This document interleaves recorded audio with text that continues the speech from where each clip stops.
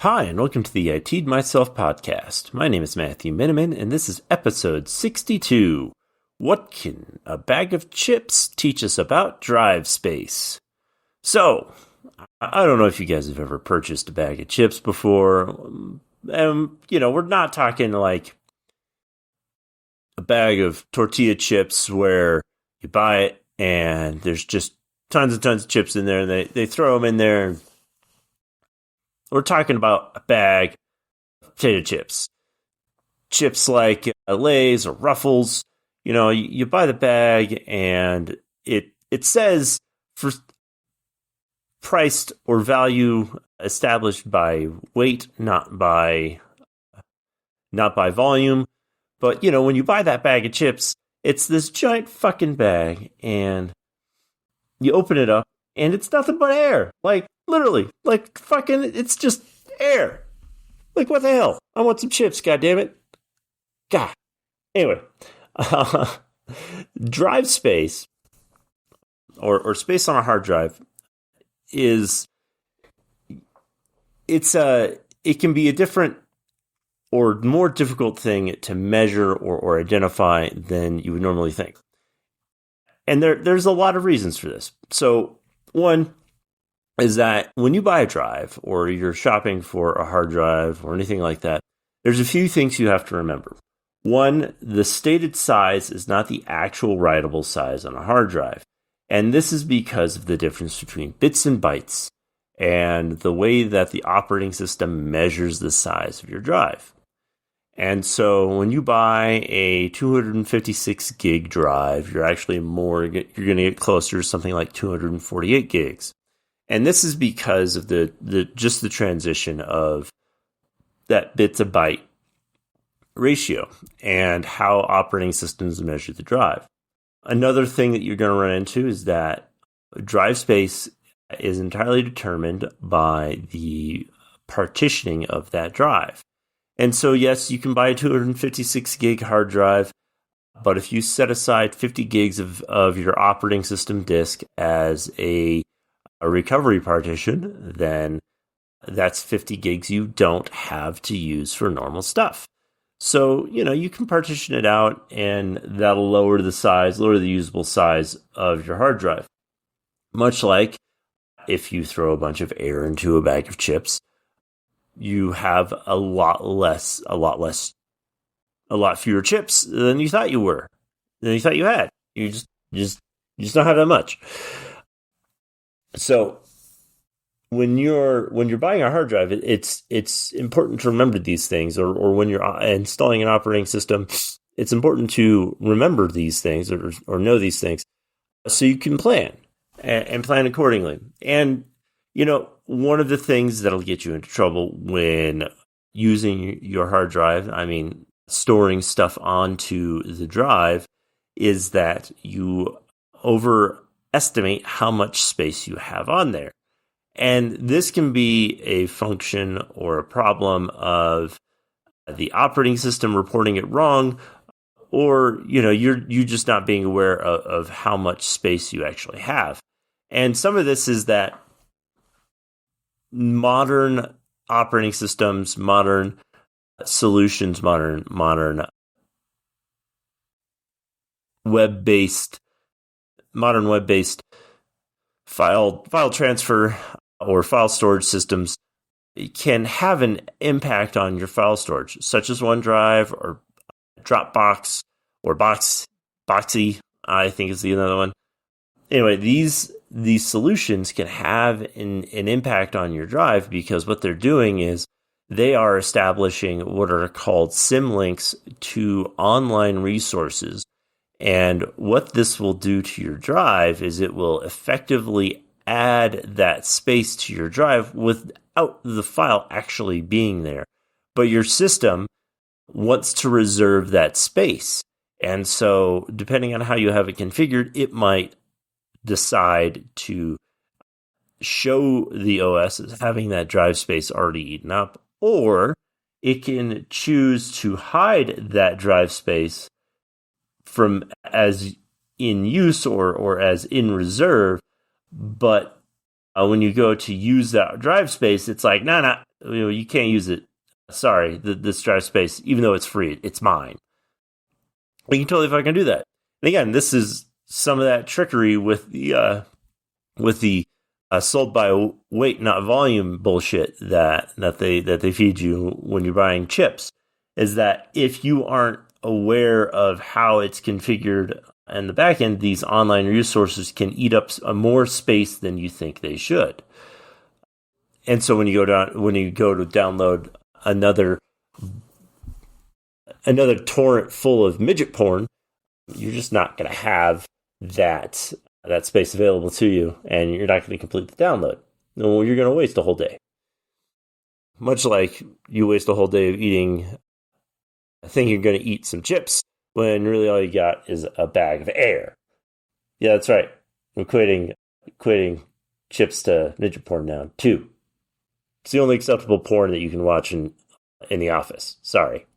Anyway, the other aspects of drive space the other things that can affect drive space are things like fragmentation. Fragmentation is can have a huge impact on drive space.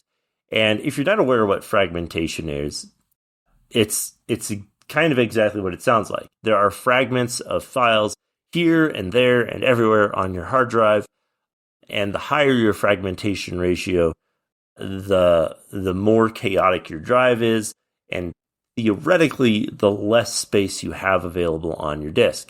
And let me explain it this way. So when your computer stores a file onto it, especially if it's an older hard drive, if it's a spinning disk, it basically tries to write the file onto the disk in whatever way is the quickest, not the most efficient, but whatever way is the quickest. And the reason why you make this discernment is that when a drive is actually writing a file to the disk, it's doing several other things at the same time.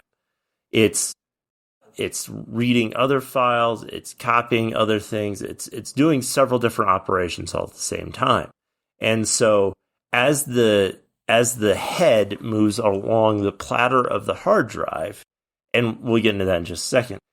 As the head is moving along the platter of the hard drive, when it finds what it's looking for, it takes the opportunity between operations to write whatever is there. Like the write is the last thing that your disk does before it moves on to the next operation. So it can fragment a file across several different portions of your disk, because what it's doing is it's like, okay, I got a chunk of write to do. I'm gonna write it here, and it doesn't give a shit about where that file is, but it does basically a file table inside of its own memory to identify where stuff is stored. And this is where you can run into issues, because if you chunk a file, like if you separate it into a billion pieces and scatter it across a hard drive, then you have to spend time every time you access that file finding each and every piece before it's complete. And so what we do in maintenance terms is we run what is called a defragmentation, or defrag. You might have heard of the term. And what this does is it finds all of those bits and pieces of file and puts them in nice orderly rows across the platter. And so what I mean by a platter, what I mean by a head, is that in the construction of a spinning disk hard drive, what you have is a platter of a magnetized piece of metal.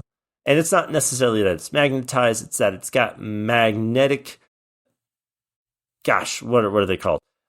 It's basically just got magnetic fibers on there that allow the head, which is the little spinning thing along the hard drive, to align them either in a positive or negative fashion, or neutral, so that when the head passes over them, it can tell if it's a 1 or 0. Basically, each one of those positive or negative magnetic fragments identify themselves as a 1 or a 0. And that's how it writes files to the hard drive. And so when you're doing this, you're basically creating all of these binary symbols across the platter. And when you're writing all of those files across there, you fragmented them across, it becomes a lot harder for the platter to read all of those pieces. But when you defrag the hard drive, you write them basically in a single line so that the head can read them as efficiently as possible. Now, in the same sense, when you're defragging a hard drive, it's kind of like when you go and instead of buying a bag of Lay's, you go and buy a can of Pringles. Because guess what? All of those chips, they're just fucking stacked in a single goddamn can. And you don't have to search for any of the chips through that air. You just got the chips. It's just chips all the way fucking down that can. Now, you can shake that can up and destroy those chips. Yeah, it'll be chaotic, but you'll still have the same amount of chips, and you won't have to go search for it. You just pour it out of the fucking can if you really want to. It's just that goddamn easy. Like, genius. Just genius. Anyway, with drive space and fragmentation, part of what eats up that drive space is the fact that each segment of that file has to have a beginning and an end, and there also kind of has to be a buffer because your system has to be able to identify where those files are and so on and so forth. And so when it attempts to identify how much free space that you have on that drive, it can be eaten up by the fragmentation. And so when you defrag the hard drive, you also free up some additional space. Now, you can also have problems on your drive by having a bunch of junk on there, like temporary files or swap files or old system restore points and things like that. These will also eat up your drive. In fact, there's a thing called shadow copy, which can be turned on in your computer specifically for Windows systems. And this is where you will randomly lose some of your hard drive to create effectively restore points of your files on your hard drive. And it's a really useful thing if you end up accidentally deleting files a lot or you tend to lose your work. Shadow copy will help you restore all of that. But in terms of chips, this is like buying a bag of, I don't know. I'm having a hard time thinking anything other than Chex Mix at this point, where you really just want those fucking rye pieces, but you got all this other bullshit in your bag. You got Chex, you got pretzels. No, I just want the fucking rye pieces, goddammit. But if you got all of this other stuff, if you've got all of these temporary files, if you've got all of these restore points, if you got all this shadow copy in there, it makes it really difficult for you to grab the files that you want or to have that free space in the rye chips, man. You just want the goddamn rye chips. God. Anyway, as you are writing or pulling data from this disk and you have all of these files, another thing that it does is it will actually slow your hard drive down, especially with spinning disk systems, because it has to search through all of this other stuff to identify where your files exist. Now, a lot of this can be skipped, and the reason why I say spinning disk is because this is really only true with older hard drives. With modern solid-state hard drives, your files don't get written across a platter. They don't get written across a spinning disk because it's solid-state, so nothing is moving. And you effectively have access to every single cell across that hard drive, and there's not really a whole lot of